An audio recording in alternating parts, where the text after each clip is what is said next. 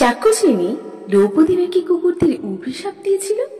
কি ছিল সেই অভিশাপ যা আজও বিশ্বের সকল কুকুরকে বয়ে বেড়াতে হচ্ছে? চলুন জেনে নেওয়া যাক কি ছিল এর আসল তথ্য। নমস্কার বন্ধুরা, আমাদের ইউটিউব চ্যানেলে তোমাদের সকলকে জানাই স্বাগতম। একদা দ্রৌপদী তার 5 স্বামীকে সামলে সুখে ঘর সংসার করছেন। এমন সময় কি করলেন না, এর অনেকগুলো শর্ত ছিল। এর মধ্যে প্রধান শর্ত ছিল যে স্বামী দ্রৌপদীর সঙ্গে সময় কাটাবেন তার পাদুকা বা জুতো ঘরের বাইরে খুলে রাখতে হবে, যাতে অন্য পাণ্ডব পাদুকা দেখে ঘরের মধ্যে না প্রবেশ করে। কিন্তু কোনো এক সময় পাদুকা বাইরে রেখে দ্রৌপদীর সঙ্গে সময় কাটাচ্ছিলেন যুধিষ্ঠির। তখনই এক কুকুর খুলে রাখা জুতো নিয়ে পালিয়ে যায়।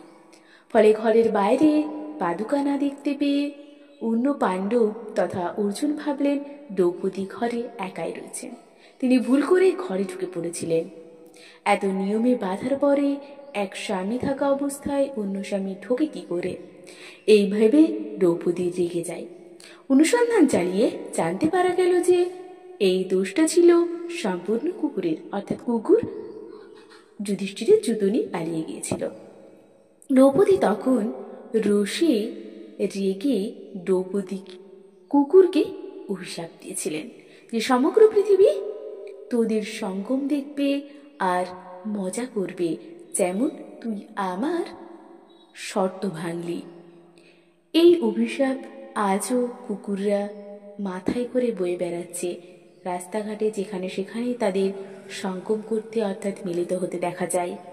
মহাভারতের প্রত্যেক চরিত্রে ছিল নিপুণ অর্থাৎ চাক্ষুষিনী বা ঈশ্বরের অধীশ্বর, সেজন্যই তাদের অভিশাপ সর্বতই ফলাফল হতো। নমস্কার, ভিডিওটা ভালো লাগলে অবশ্যই লাইক, কমেন্ট, শেয়ার করবে। চ্যানেলে নতুন হলে অবশ্যই চ্যানেলটাকে সাবস্ক্রাইব করে বেল আইকন অন করে রাখবেন।